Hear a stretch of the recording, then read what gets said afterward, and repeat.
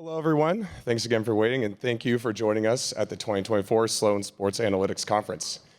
My name is Ryan Perkins. I'm a second-year MBA student at MIT Sloan, and it is my great pleasure to introduce our next panel, The Game Changers, Entrepreneurship with Jason Robbins and Rich Paul. Our incredible panelists today need no introduction, but I'm going to give one anyways. They are titans of industry and inspiring leaders. And we have Jason Robbins, co-founder, CEO, and chairman of the board at DraftKings, and Rich Paul, CEO and founder of KLUTCH Sports Group and co-head of sports at United Talent Agency. Our panel today will be moderated, yes.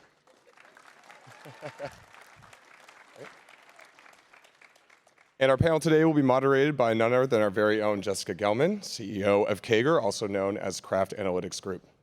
I'm sure you all know how these things go by this point, but the panel is going to be 45 minutes with 10 minutes at the end for questions. As usual, you can submit your questions through the events page on the Cadence app. And with that, I'll hand it off to you, Jess. Thank you so much. All right, are we ready to rock? Yeah, let's do it. Okay, let's go. So what is really interesting, my starting point when I was reading up on, well, I know you, Jason, reading up on you, is that you guys founded your respective companies the same year. Did you know that? I found out today. We just had lunch together, so I found that. Yeah, I did not know that, but it was brought to my attention. Pretty good year, I think. Pretty good year. So that was in 2012, and you each took different paths during those 12 years. So Jason, within a few years of founding DraftKings, you made a number of acquisitions, fantasy gaming companies, Draft Street, and Countermove. Rich, you obviously founded KLUTCH after a very successful career at CAA, and then in 2019, you partnered with UTA. So help me understand, how did those decisions, which were important, and if there's another decision earlier on, please share that too, come to define what KLUTCH and DraftKings are today? Rich? I mean, for me, I think I didn't really have much of a career at CAA. I had a job, which was a big difference, you know, and which led to me wanting to actually start KLUTCH because I needed to be in control and out of an environment that, through leadership's title, will look to control you, and I couldn't be controlled. I had these thoughts and these ideas that I felt was necessary for me from an entrepreneurial perspective, and I felt like there was a white space in the industry in which I wanted to represent the athlete from that specific space. And through what would be obviously data and analytics, I had an analytical perspective that sat a little bit differently on where the athlete's mindset was going as it pertains to what they wanted from their representation, and also the lack thereof, what they were receiving from their representation through my study of the landscape that was in front of me. And so by working at another agency, and a big agency, I was able to see what was actually there and really what wasn't. And so that caused me to build KLUTCH. And then once I got there, I really found a different understanding of, in addition to the athlete, just how the athlete's supporting system actually thought as well. And so there was a lot of readjusting and repositioning and rethinking to then kind of build the business from that perspective. And then, so you were building it and having a lot of success, and then what drove your thinking about the UTA partnership? Resources. You know, I think oftentimes, as you know, and capabilities, when you're building a business, especially our business is a lot different, but I'm in the service industry. And so what used to really not bother me, but what would kind of allow me to stay up at night or cause me to stay up at night was having a client need or want something, and we didn't have the capabilities or the resources to actually give it to them.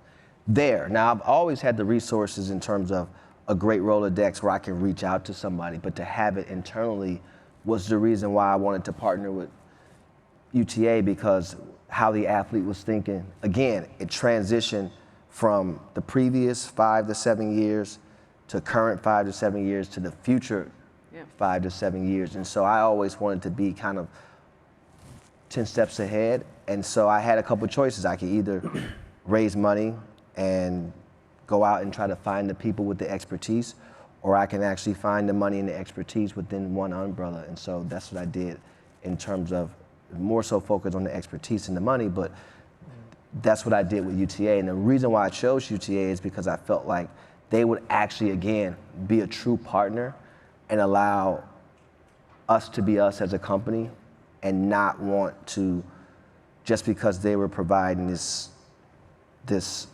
resources, to change who we are within the industry. Because if you try to do that, it's just going to disrupt it in a very negative way, where we've already disrupted it in a positive way, if that makes sense. Absolutely. I mean, I think you, and we'll get into this later, but you identified the white space, as you said, around player empowerment, and you needed to get there faster than being able to necessarily build it, so you needed to leverage some resources to support what you were doing. Yes. And so that makes perfect sense. Jason, your perspective on the decisions that you have made, or like early on, that has led to, I mean, you didn't necessarily do a partnership like that, or maybe you did. Well, I mean, I think a lot of what built the company was deals, and that continues to be true today. So, you know, whether it was raising money or partnerships or acquisitions, like the ones that you mentioned, a lot of what built it was deals. But if I look at the decisions, I mean, there are too many to talk about, but I think some of the critical decisions early on that really stick with me involve, you know, things that came out of rigorous debate between me and my co-founders. And I think having two co-founders that were smart and that really had, you know, a similar philosophy on the business, like we weren't trying to run the business a different way, but had different backgrounds and different perspectives that they were bringing to the table, and certainly were not afraid to debate it, those things rigorously. I think that made a huge difference. And you know, I don't look at it as, I mean, I can count on one hand the number of times I felt like I had to make a decision that they were just not in favor of. It was usually, you know, through discussion we would get to the right answer. And it almost felt like we were working to get to the right answer as opposed to like making a decision, if that makes sense. Yeah, it definitely makes sense. Rich, did you have similar sounding boards? I mean, obviously you founded Clutch. It was your vision. You had the experience in the industry. But who did you rely on, or was it you're making the decisions? No, actually, it was a number of things. I actually relied on my upbringing, just in terms of allowing me to have that confidence to you know, because it's not easy for someone who didn't have a college degree and didn't have the credentials necessarily to work at the actual company that I was leaving. And someone in my position would normally be okay with just having a good job, right? And in my opinion, that's how they looked at it. Like, you should be head over heels about having this opportunity. And I'm like, well, actually, I think that there's a lot of people that aren't getting the opportunity that might do an actual better job, you know, than some, because sometimes, you know, these corporations, you can be complacent in your growth, and people stay in a leadership perspective without actually being leaders, you know? And so I wanted to disrupt that. And then it went from me understanding that, oh, I'm not, and I don't necessarily want to be the smartest guy in the room. I actually want to surround myself with people a lot smarter than me. I may have the vision, but I need to execute it. And I can't do this by myself. I didn't get here by myself. I have a great team. And so that's what I did. One of the first things I did was I went and partnered with someone who had a ton of experience, a wealth of knowledge, and that everything that I was probably missing, they had that. And so, again, it was me just surrounding myself with people smarter than me. And that really helped me along the way. And I asked a ton of questions around the league, GM, scouts. You know, I kind of led it from this place of just being a sponge, really. And a lot of people that I would talk to that were video coordinators are now presidents of teams and things like that. And they helped me out a lot. And there was several GMs that gave me a true confidence to say, Rich, you know, you have all the necessary skills to really build out a great business, but it's up to you to actually go and do it. And so, no, it wasn't, it was it was a plethora of support. So let's stick on that for a little bit. So I read your best-selling book, Lucky Me, and I was really riveted by it. I mean, it is incredible hearing about the lessons that you learned in your childhood. And what really stuck out is your ability to connect with people and the lessons that you learned growing up, you know, in rough streets of Cleveland. What do you think that connectivity was what really, really stuck out? And how do you think, I think that's your superpower. What do you think most drove this superpower, that superpower to connect with people? You know, growing up the way I did when I was very young, I would spend a lot of time on my own, pretty much. And I was in this environment where everyone were kind of fighting the same struggle. And throughout that fight, it was a consistent chaos. It was a consistency of negativity amongst each other. And I mean, that just didn't feel good to me. And so I actually took on a different perspective of it. And I think that caused me to just be kind of like a guy that wanted to see this person meet this person and we all be happy. And so I think the superpower was kind of built over time, and then transitioning that into the sport, into the space. My approach with the athlete was as a human first. Like, yeah, I know you can play the game of basketball or football, but that's not who you are. That's a part of you, but it's not actually who you are. And so, you know, I led with just from a representation perspective, I led with just getting to know the person and understanding what's important to them, and not trying to just constantly make me the smarter guy and keeping them necessarily dumb through lack of communication, but the true empowerment was through the lens of education. And so I would kind of force them to be educated in terms of the business, and I wanted them to know what I was doing, why I was doing it, and I wanted to communicate that to them and their families instead of me looking like the smart guy in the room and withholding the information so they need me and that way I get a commission. I thought that was the actual wrong way of representing, which was consistent in our space and still is today. And so that was a disruption. All right, we'll come back to that.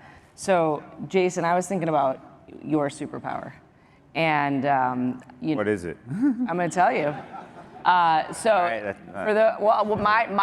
My perception of what it is. So Jason, in 2012, you did a competitive advantage talk here. Was it 12 or 2013? It couldn't have been 12. 13. I started the company in 12. Okay, so so had to 13. Maybe 13. Yeah. Okay. And you had the passion for fantasy. You turned it into a multi-billion-dollar business. Did everyone hear, though, that it started as a competitive advantage talk here? Okay. His like new. I think it was knowing, 14, Jess. But no, whatever. Let's not ruin your story. Knowing that analytics was the space and making the right connections, that was, you know, very perceptive, of course. So as I've watched that evolution, what I think it is your ability to see around corners and say, here's what could potentially be happening, and being a little risky and making some moves in advance in case. Is that accurate? I actually think that's right. That's what I would have said too. So that's good. You know me well. But maybe share one of those seeing around corners examples. I mean, I can share a few, but I think probably most important one. Well, I'll go with the most important one. The most important one I think was really sort of so we were just coming off of this incredibly difficult period. First, we had launched this company and built the daily fantasy sports product, and it was growing like crazy. And all of a sudden, we started having regulatory crackdown and had to go on the state lobbying campaign, all this stuff. And then we tried to merge with FanDuel, who both of us were doing fantasy sports at the time and nothing else. And that got blocked by the government. And about maybe a week or two, somewhere around there, I might be messing up, but really close to the time it got blocked, the Supreme Court announced, very much to everybody's surprise, that they were taking up the case that New Jersey had brought to try to strike down the law that was preventing states from legalizing sports betting. And obviously that's not really seeing around corners because they were taking up the case, but I think it was almost more knowing that that was our only option and that any other option probably wasn't going to get us anywhere. The company had, kind of stopped growing in the core space it was in at the time, or at least it wasn't growing much. It was like single digits. And we were losing money and still running around, trying to get fantasy sports laws passed and all that. And we had just come off the one thing that we thought could save us, which was this merger where we were going to be able to combine into one company that had a shot of surviving, and the government said, no, we'd rather let you wither away and die. And then all of a sudden we get this gift that the Supreme Court is taking. There's no guarantee that they were going to overturn it, right? They were just taking up the case. In fact, New Jersey had lost, I think, 7 times going into this. So, it's kind of interesting they're taking it up. Okay, maybe they're thinking about it, but odds were against it. But what we did is we basically went all in. We said, we're going to go and we're going to go figure out how to build a sports betting app. Never done it before. Lots of other companies have, but we hadn't. So we went and we visited them and we learned. We went on a tour of the UK, which was where a lot of this stuff really, began in the corporate setting at least, and learned a ton and figured out how to do it, and actually ended up being the first sports betting app to launch in New Jersey a little bit less than a year later when after the court case, New Jersey launched betting. So, while it wasn't necessarily, we knew the case was being taken. I think being able to get conviction that this was the only real option for us, that, other than that, we were going to kind of wither away and die a slow death, I think was a very important moment. But in general, I think really that's how I try to, I think there's a lot of people that are smarter, can execute better than me. Thankfully, my co-founders and other people we have working for us, but what I feel like I can do is, as you know, I love to play chess. I'm not as good at it as I'd like to be, but I'm learning. And I like to think several moves ahead. I like to think about, and not just like, okay, this is what's going to happen, but if this does this, then this is what I'm going to do, and then this is like have like the 100 different permutations that it could come out to, and then try to narrow that down to like the most likely realistic set of ones. And that's like what I like thinking about and enjoy spending my time thinking about. And sometimes it's right, sometimes it's wrong. But I think if you can position yourself for, if you think there's like 2 or 3 or maybe 4 outcomes that are more likely, and you can position yourself so that no matter kind of any of those, you're okay. So like, for example, in this case, our plan, although it wasn't a great one, was if we didn't end up having the Supreme Court strike down the law, we were going to launch the product in Europe. So it wasn't like, oh, we're just going to waste all our time doing this. Yeah. So we were, I think, just thinking about like different ways things could play out, and knowing what you're going to do and having the team prepared also makes it feel like you got a plan and you're not scrambling, and people are more likely to get behind you. Well, in 5 years, and if these numbers are wrong, I apologize. You were, in 2018, you were at 226 million, and at the end of 2023, from a revenue perspective, 3.67 billion. Is that? So I think you made a good bet there. So Rich, you bet on yourself, right? You bet on your concepts and your vision of how to engage with players. And what I'd really love is how you wanted to run and engage with athletes, when early on in the creation of Clutch, that could not have been easy, right? You had to make difficult decisions. Yeah. So can you share those? Maybe there's one, maybe there's two. Well, there were several. Where maybe it felt like it would have been, you should do this, but this isn't what you want to be.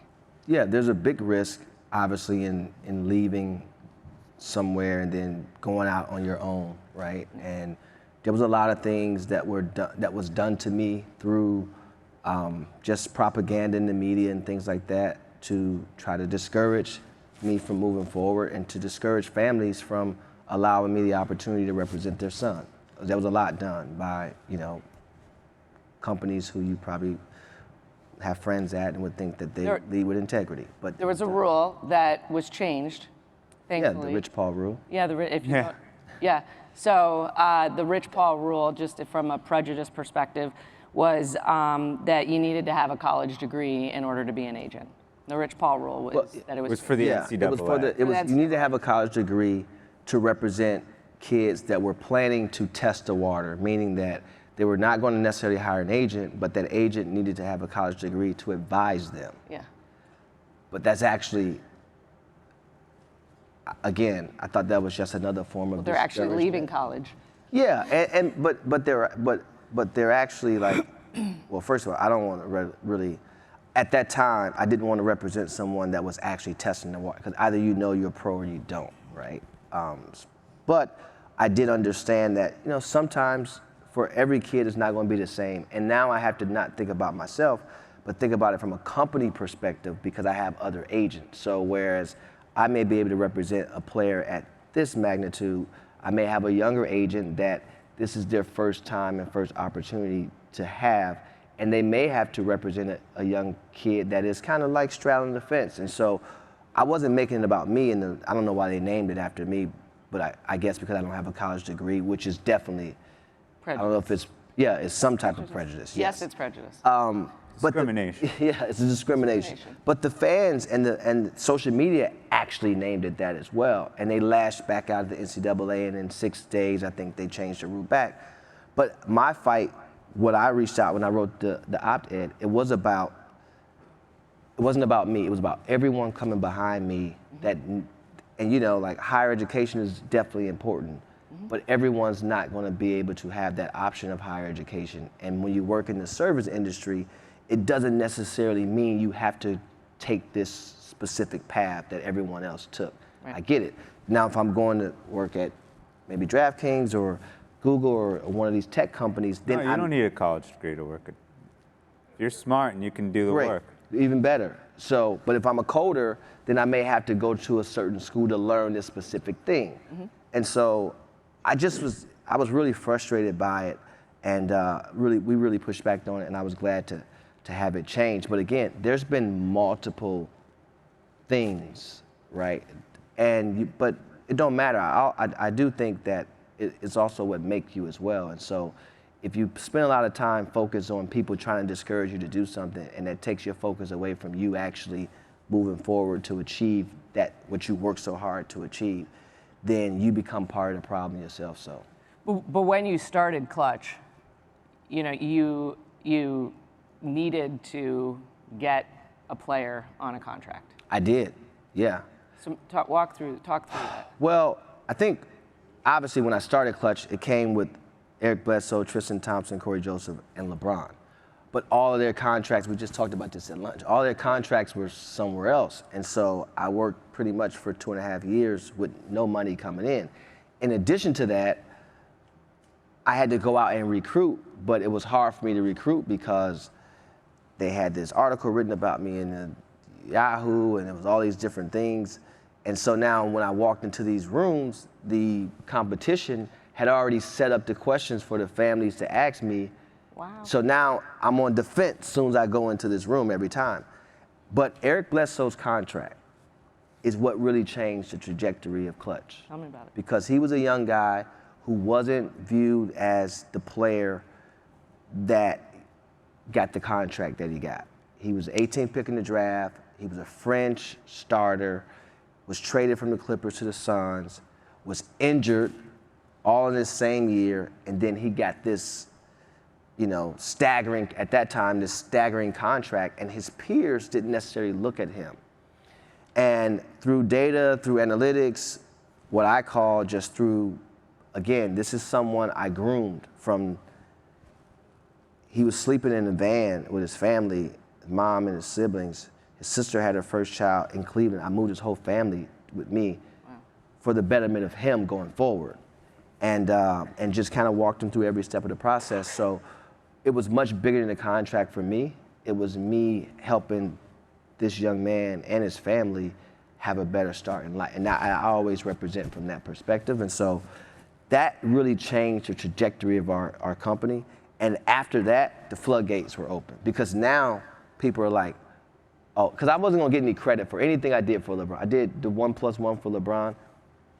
People will say, oh, he could have got that anyway. He didn't know about doing a 1+1 every year. Yeah. That gave him flexibility, and it also put pressure on the team to keep great players around him. and meant that you got a lower percentage? Or No, I didn't never take a lower percentage. No, what it meant was less money. he was less money for the company, Right. yes, but it was the right thing for him. Why? Because the cap was changing every year. It was going up every year. And then the new TV deal was going to kick in. And so we got a huge spike. And because of that, he was able to opt out, re-sign, another 1+1, opt out, re-sign. And then he did a multi-year deal. At the time, I didn't want to have him on a contract. If he signed for 4 years, leaving Miami to Cleveland, and he's stuck on that 4-year, $90 million at that time was a max contract, and then all these increases come in, and then you got the best player in the game getting paid, that didn't make sense to me. And so instead of me doing what was best for the company, and I wasn't making any money at the time, I did what was best for the player. And now you can't do that for all players, but I could do it for him, because in order for him not to be, he would have to break both arms and both legs. So I explained that to him, and there was a risk to it.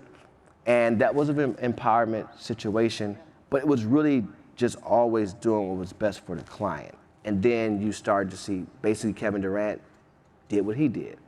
And I was okay with that, because when I talked to Kevin Durant's representation, I said to him, this is what we did, this is why we did it. Now, you're in a different situation, and probably the time has passed, but it's still, the flexibility part is what you really want, because the money's not gonna really change his life, and I understand it, so here it is. Well, I mean that. So now you're being mimicked and copied for. Oh, paying it forward. Yeah. Well, I love Yes. it.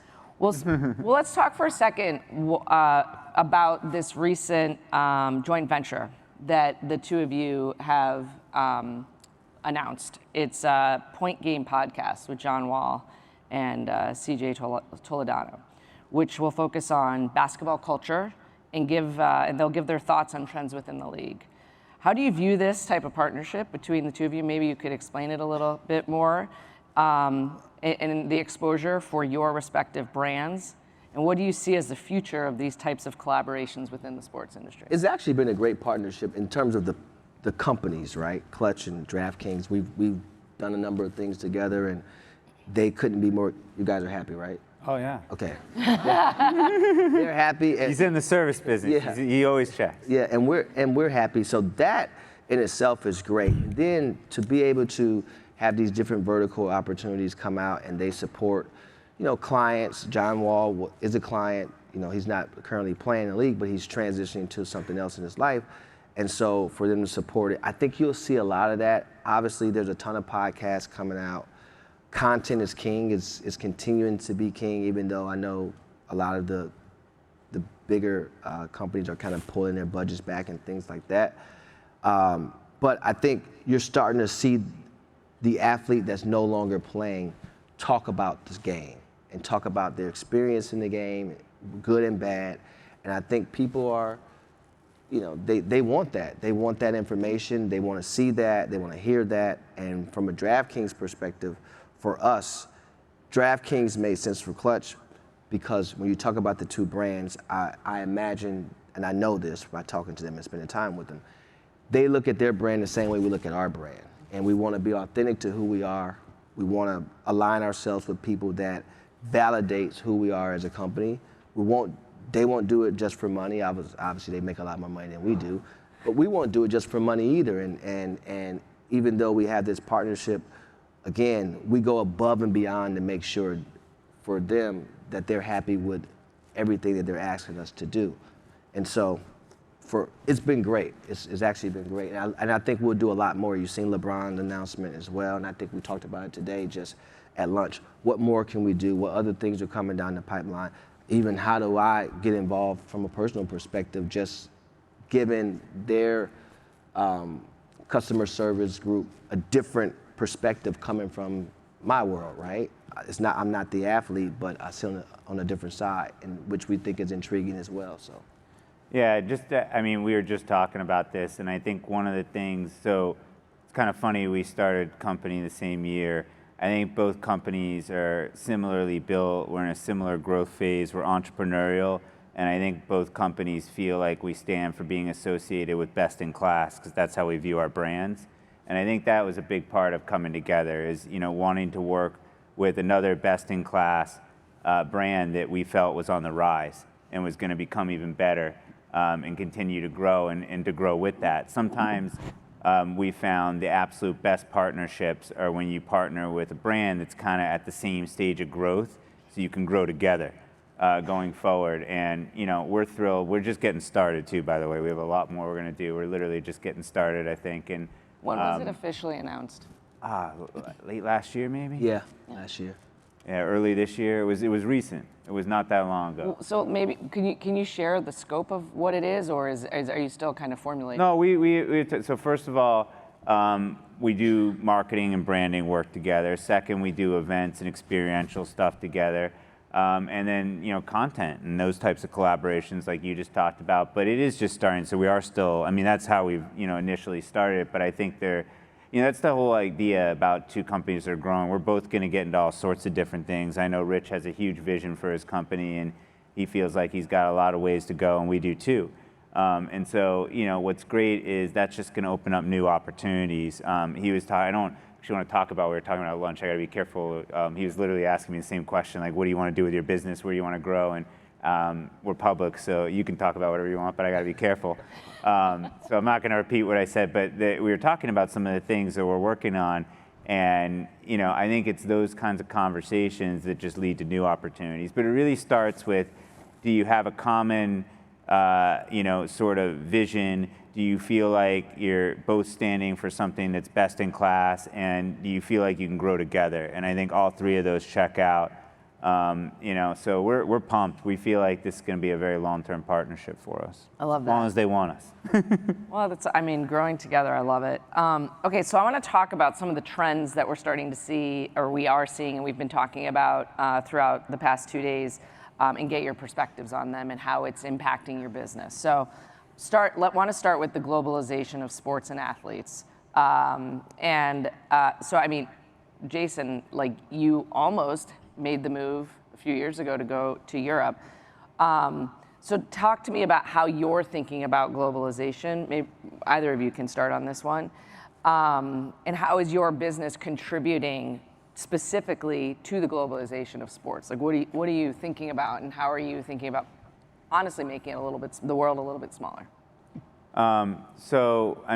Couple things there. One, we are very focused on the U.S. right now, but at some point we do have aspirations to be international. I think, every company has to prioritize resources, and right now the U.S. is just growing so quickly that, naturally that's our focus. But the same products, the same technology, the same, marketing analytics, everything that we're building is repurposable internationally. There will be local go-to-market differences, maybe in some cases different sports. That's the second one I'll get to in a moment.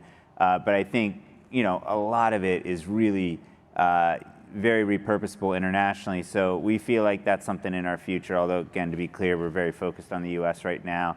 And then, more generally, and I think this is a lot of where Rich's business comes into play, it's really the athlete more than anything else that's creating the globalization of sports. I think the athlete in all sports right now is more and more increasingly becoming the centerpiece. And you can see that in the betting. A few years ago when the Super Bowl happened, we're sweating the game outcome. We care who wins because it's going to affect the book. The last year or two, people are asking me, if this team wins or that. I'm like, I don't care. I just don't want Travis Kelce to get in the end zone. Maybe Christian McCaffrey, Patrick Mahomes needs to throw less than 3 touchdowns, and we're good. And so, it doesn't really matter. We actually, in the last Super Bowl, we had, the money was on the Chiefs. So it was a bad outcome for us that the Chiefs won from a book perspective, but we still made more than we were expecting to on the day because Travis Kelce didn't score and Isaiah Pacheco didn't score and some of those other popular player props. But that just shows you this is where the betting's going. That's also where the mindset of the fan is going. They are focusing more and more on the athlete, and that is what's leading to the globalization because these athletes become recognizable figures all over the world, and then people get into the sport because of them. Yeah. It's this crazy thing where, like, it used to be you follow your hometown team and the sport that's popular and it's a team and all, and there's still a lot of that for sure. But now you're seeing people all over the world following, the Lakers because of LeBron or, whatever team he's on. And Same thing with all sorts of other athletes, and I don't think that's changing. I think that's increasing. Well, I haven't looked at it this year, but last year I looked at that stat, and LeBron, I think his social media followers were at least 8x the Lakers. Like, it was very significant. Yeah, that's the point. Is it used to be, I like the Lakers, therefore I like Magic Johnson, Kareem Abdul-Jabbar, and so Shaq and whoever else, Kobe. Now it's I like LeBron, so I like the Lakers, and I think that is a shift that's here to stay. I think obviously it's a culmination of things that I think has led to the positivity in your business through fantasy and player now betting. For us, I'm so excited about globalization because American football is very young, to the overseas community. And obviously we see where basketball has grown. I think when you talk about the international players in our league, currently it's continuing to I think each country each region is starting to produce more. Now Australia is having a plethora of players come out, and then you look at Canada, and then, obviously we understand what's happening in Africa, and it's always been France. The only place it hasn't been is the UK, pretty much, but we'll see what happens there. But what it does for us is a number of things. One, if we can grow the sports that are currently dominant here over there, it opens up a whole nother world from when you talk about players, teams, content, brands, right? More opportunities from a marketing perspective for the players. And then we're going into the European football space. We have every other sport. We have football, baseball, basketball, but now we want to have the other football, which we're really excited about. Oh. And the one thing I've always focused on, and the reason why I didn't call the company Rich Paul Sports, is because I didn't want to put a limit on its growth and its verticality. So Clutch is globally recognized by the grace of God. I'm so happy about that. And it's not just going to be a representation business. It's going to start in sports, but it definitely won't end there. And so globalization for us and for me and my vision and what I have for the company is a very exciting thing. And when I look at it, my brain works to the point to where I just overheat sometimes, where I'm thinking about all these ideas due to the growth of our sports landscape. Well, I love that. Another topic in terms of growth that we've been talking about a lot is women's sports. So, Jason, I want to start with you. How are you seeing the impact of women's sports? Maybe you have a good example. I actually have a great example for that, and it's another one that's athlete-driven. We had a 14x increase this year over year, in betting on women's college basketball. Wow. And that is absolutely because of Caitlin Clark. There's no question about it. And you can see from where the bets are going. We have plenty of data. And so, that's another example, not just of growth in a trend women's sports, but also of the athlete playing a central role in that. We're seeing huge growth, though, across all women's sports. WNBA is growing really rapidly. I think it's a trend, that is also here to stay. And it's not just, like women are betting on it. It's men betting on it. It's every fan betting on it. So, even like when you look at younger generations, you and I took our kids to the women's college basketball game at Harvard, and they just are happy to see a college basketball game. They're not thinking this is a women's college basketball game. They're thinking I'm at a sporting event and it's fun, and I get to be with my parents and all that kind of stuff. And I think that's a trend that's going to, not just sort of be the people betting today, but the people betting 20 years from now, right? So I'm really excited about it because we're always, like Rich was talking about, you're looking for new growth vectors, because new growth vectors in sport lead to more bettors and more things for people to bet on. And I think that's obviously very important for our business to grow. And I think as you, look at women's sports, it's a huge growth potential area for us. Well, I love that. And I think, Rich, I've been tracking your focus on female athletes, Aja Wilson, Juju Watkins, the next Caitlin Clark, according to Sue Bird earlier today, Chelsea Gray. She would know. Yeah, that's true. Yeah, Sue would definitely, if she said that, then that's did say that. phenomenal. Yeah. So what do you see for the future of female athlete representation? And more specifically, has it changed in the past year with the rising of awareness? Oh yeah, no, it definitely changed, and especially for us, we wasn't in it, and then we got in it, and we got in it in a major way, and I agree. Hopefully, betting could add to the BRI for the women's game because they need to be paid more, and hopefully, we should really do something about that. We should work together to get the women paid more for their sport. That's what I love it. But I actually enjoy the women's game, especially in college, better because they actually play a better brand of basketball. Believe it or Agreed. not. Of course you agree. We have the ability to represent, and we do represent some incredible. We have a great roster of women, and I tell you also, like brands, we talk about data and analytics. Brands love working with the women. They really do. Why? I think we still need to do the research on that. I mean, because like when you talk about Juju, Juju gets more phone calls. I mean, it's unbelievable. I don't know if she can do anything else. She gets more phone calls than anybody, or just as many as a Trae Young, or obviously LeBron. He's 40 years old. He can't. There's nothing else for him to do. But like, still, like she's and Asia. And when you think about Asia, Asia has a best-selling book. She's won 2 championships. She's won. They are like, it's unbelievable. And there's a lot of fun to be around too. That's another thing. So I really enjoy it. I'm glad we're in the space, and we have to continue to grow that side of our business because, again, we have to provide more resources for them. Don't sleep on USC during March Madness this year. I won't. I think Juju's going to go crazy. That's right, and I'll just say that I said the same thing about Iowa last year. So I love watching Caitlin Clark too. You're right. Like when she's must-see TV when she's on for sure. I agree. So the NCAA is also rapidly changing. Just last week, the recent pay-to-play ruling in Tennessee, Charlie Baker sent out a letter yesterday. How does these changes that are literally happening like now, how does this potentially change your approach in college sports, even for individual bets or whatever it might be? Or your representation and how you think about approaching these athletes? I think once I get caught up to speed on all the changes, because there has been a lot of changes coming down, but hopefully there are changes for the better. Look, I think NIL was one that it was inevitable we were going to get to that place. Mm-hmm. And now I think they have to do a better job of managing the NIL because it's become a little bit of the Wild Wild West. From a representation standpoint, it's actually made it harder to represent because they're looking for these big marketing advances and marketing guarantees, and there's a lot more cooks in the kitchen at that point, and I think it's taken away from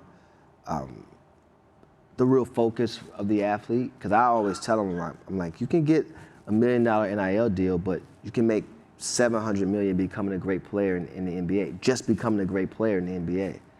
So I think that math kind of maths in a different capacity. So for me, I've gotten to a point to where I'm extremely selective on who we represent. I really don't care if you're the number 1 pick or not. I really care about, again, what your focus is, and from a character perspective. Yeah. What are the characteristics that you look for? We've been talking a lot about character first. I mean, we're look, over the years, and obviously when you don't have any clients, you got to take what you can get, right? That's just part of it. But as you become more positioned and positioned as strongly as we've become, my wick has gotten very short for low character guys because it's just, you never want to get up and work a thankless job. And it's not just me. I have 100+ staff members that, again, that sacrifice, and they have their own families and things like that. And so character matters. And then obviously you got to have the talent, but those two things need to be kind of neck and neck, or I would love for them to be, because the better player you are, then your character should actually get better as well. Yeah. Shouldn't go the other way around, which in most guys it do, because they lead with ego, and then the people around them gas the ego, and so because they're afraid of losing the client. So we work a little bit different from that perspective, and then professionalism, and and then once you get past those three things, I can work with you from there, right? No one's perfect, and we don't have perfect guys. I've had guys that've been through a lot, but I know who they are internally, and so I stick by them. But we try to, really, today for sure, think about, Daryl's not here, but I had to beg Daryl to draft for Tyrese Maxey, and he couldn't be a more high character, high talent I love how guy he plays. because Daryl didn't like his analytics. In his Sorry, Daryl, but he shot a low three-point percentage in college, and they're like, oh, well, I'm like, the analytics don't tell you a lot of other things. So luckily for him, he actually decided to work with me on that one, and I think we're both happy. So I will say that we're both happy. Well, it's always a mix of It is. the analytics and how these players are going to grow. Well, comment on that. I think too many people equate as exactly the same analytics with numbers. Analytics is just taking different sources of information and synthesizing it into a good decision or conclusion. So what you're telling Daryl has to be part of the analytics. He's got the data, people crunch the data, that's fine. But if you're making a decision, you want all sorts of information. And I think that's something we actually stress at the company. Analytics doesn't just mean you're good with numbers. Analytics means you have the capability to take all sorts of different information and inputs and process that into a good conclusion. Well, I think you did a pretty good job. You're good at your job. You convinced him. And by the way, same with Daryl. Everybody knocks a big number, but he listened to Rich in this case, I know, right? So there exactly. you go. So wanted to take a couple questions from the audience. So I'll start with both. What is the key piece of advice that has helped you along your entrepreneurial journey? For me, I think my dad will just always express to me that it's important to treat people the right way, despite what their stature may be, what they have or they lack. And I've always kind of led with that, and it's gotten me to the place I am today. Again, people don't see it, but you're only as strong as your support system and your allies. And I have soft power and I have hard power out there in the industry that really allows me to be positioned the way I am. And so I'm really appreciative of that. I lost my dad when I was 19, and so he prepared me. It's part of the pretty reason good. why you left college. Yeah, oh yeah, that is the reason why, yeah, for sure. I mean, it sounds cliche, but I think it's still underemphasized, even though everyone knows it, which is surround yourself with great people and keep the bar high. I think too often people are like, oh, I'm going to make some great hires, but then they don't understand everybody still has to meet the bar. And, there's a lot of tough decisions you have to make along the way, but if you view it as, I need at least early on, right? As you get bigger, obviously there's different people in different roles, but that first group, you're talking about entrepreneurial advice, and I'm sure you thought of it when you're like, who are those first people I'm going to call? They were the A+ people that you knew were just going to work just as hard as you were and had it, right? And not sacrificing on any of them, like making sure, because as an entrepreneur, you only have so many people you can hire. You're not like, swimming in money, you don't have the scale. So making sure every single person is just A+ early on, I think is critical. I love that. So this one is specific to Rich. What is the difference between talking about sponsorship versus player contracts? Well, that's a big difference. I mean, player contracts obviously is going to provide a much bigger financial gain for you. I think from a sponsorship perspective, it's tricky because oftentimes the player has to understand that it's an actual partnership, and those deliverables matter, and timing of those deliverables matter. And so doing things the right way consistently, practicing doing things the right way, it should become routine. And then that allows you to have a partnership versus just an endorsement or sponsorship. And everyone thinks, oh, well, my son had 30 points in the game, he should have this big deal. And it doesn't really work like that. And I tell all guys, like, from years 1 to 5, let's just spend 20 grand and put a couple billboards up of you around the city that you play in so your family can see you when they come out the airport and y'all can talk about it at dinner. And then let's focus on basketball because, if you put the buggy before the horse, you're never going to get there. And I can tell you right now, Daryl don't want to hear you talking about a deal and you the 12th man on the bench. that just doesn't make sense. And so it's hard to help families understand that. And then there's 5,000 agents and there's 450 players. Hence, there's a lot of agents with no players. But they still sell this thing, and I can do this and I can do that. And from a parent perspective, you just want what's best for your child.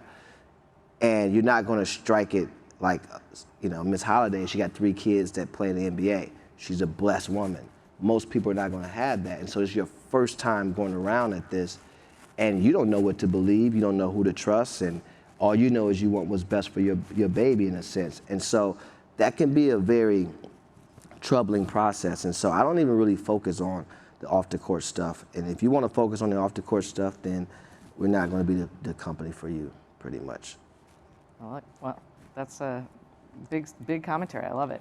Jason, Except for deals with DraftKings, those Right. are okay. But you guys are, yeah. But they're except for deals with partners. DraftKings. Jason, March 10th marks the 1-year anniversary of legal betting here in Massachusetts. Have you seen anything different here than in other states?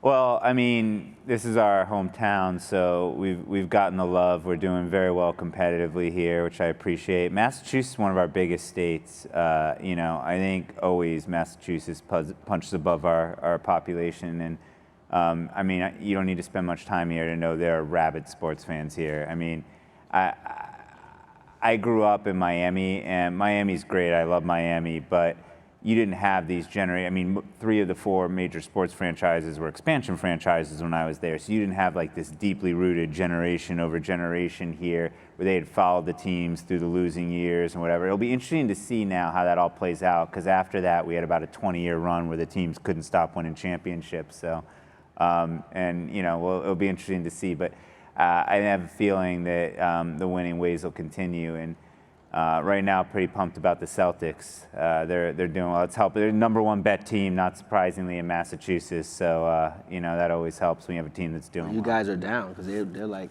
20. They're like 18-3. I know. But you know what? That's fine. We like people having a good. People have to win sometimes. It's okay. Yeah, no. But I think the fact that you see that, it actually drives interest in the betting and vice versa. And it's this beautiful relationship when people are watching the games, they're enjoying it more by betting, and that's making them want to watch the whole game, maybe even if it's a blowout like some of these recent games have been, because they got a player prop bet or something else that's still going. They still need one more rebound from Al Horford or something, and they're hoping to get that in the end, even in a blowout. Those kinds of things, I think, keep people glued to the game the whole time, which is a great aspect of it. You should work a deal with the NBA, because if you're raising the consistent viewership based upon betting, then there should be some type of They should be paying us. game from that. I agree.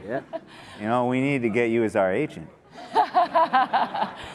All right, so just in conclusion here, the big takeaways is obviously player empowerment and athletes driving the globalization. And I think there's a concept coming up around women's sports betting, and I think maybe it's going to be called Draft Queens. All right, let's give a big round of applause. Thank you, guys.